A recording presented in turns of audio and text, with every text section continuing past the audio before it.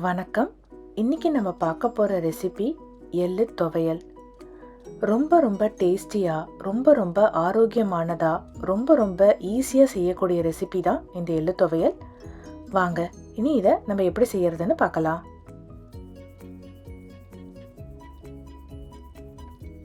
இதுக்கு தேவையான பொருட்கள்: 1/4 கப் கருப்பு எள்ளு, 1 டேபிள் ஸ்பூன் உளுத்தம்பருப்பு, 2 - 3 சிவப்பு மிளகாய், 1/4 கப் துருவிய தேங்காய், 5 - 6 கிராம் புளி, 1/2 டீஸ்பூன் எண்ணெய், 1/2 டீஸ்பூன் பெருங்காயம், தேவையான அளவு உப்பு.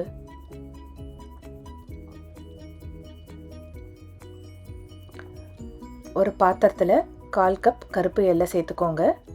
எள்ளு நல்லா படபடன்னு வெடிக்கிற வரைக்கும் இதை நம்ம நல்லா வறுத்துக்கலாம்.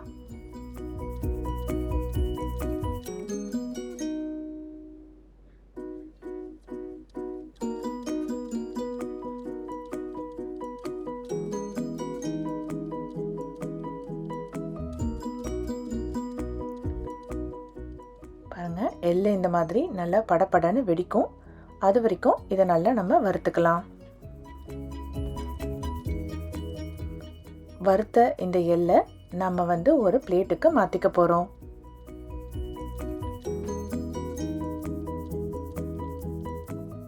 தட்டில் கொட்டி நல்லா ஆற வச்சுருங்க.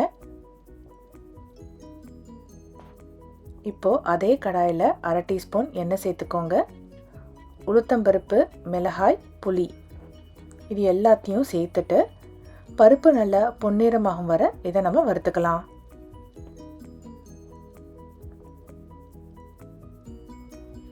பருப்பு நல்லா பொன்னிறம் ஆயிடுச்சு. இப்போ அடுப்பை ஆஃப் பண்ணிடுங்க. அந்த கடாய் சூட்லேயே 1/4 கப் தேங்காய், உப்பு மற்றும் பெருங்காயத்தை சேர்த்துக்கோங்க. அந்த சூட்லேயே இதெல்லாம் ஒரு வாட்டி நல்லா வறுபட்டுரும்.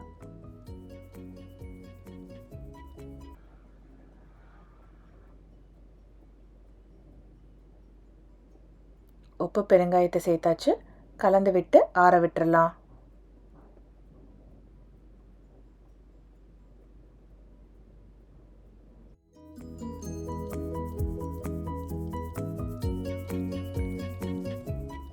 மிக்ஸி ஜாரில் முதல்ல எள்ளு மற்றும் மிளகாயை ஃபஸ்ட்டு சேர்த்துக்கலாம்.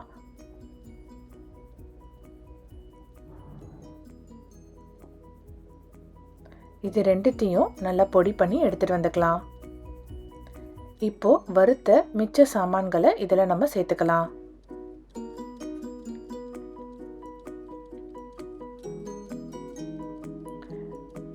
இதில் கொஞ்சமாக தண்ணீர் சேர்த்து துவையல் பதத்துக்கு அரைச்சி எடுத்துக்கோங்க. அவ்வளவுதாங்க, நம்மளுடைய ஆரோக்கியமான எள்ளு துவையல் தயாராகிடுச்சு. ரொம்ப டேஸ்டியாக இருக்கும். நீங்களும் வீட்டில் ட்ரை பண்ணி பாருங்க.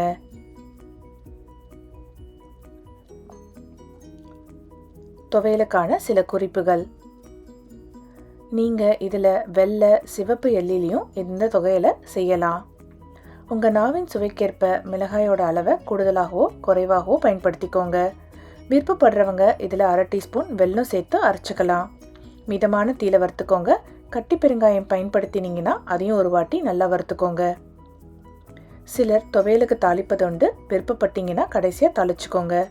சாதத்தில் துவையலோட நல்லெண்ணெய் விட்டு சாப்பிட்டீங்கன்னா ரொம்பவே சுவையாக இருக்கும். நீங்களும் வீட்டில் ட்ரை பண்ணுங்கள். இந்த வீடியோ பிடிச்சிருந்தா லைக் மற்றும் சப்ஸ்கிரைப் செய்து எங்களுக்கு சப்போர்ட் பண்ணுங்க. நன்றி.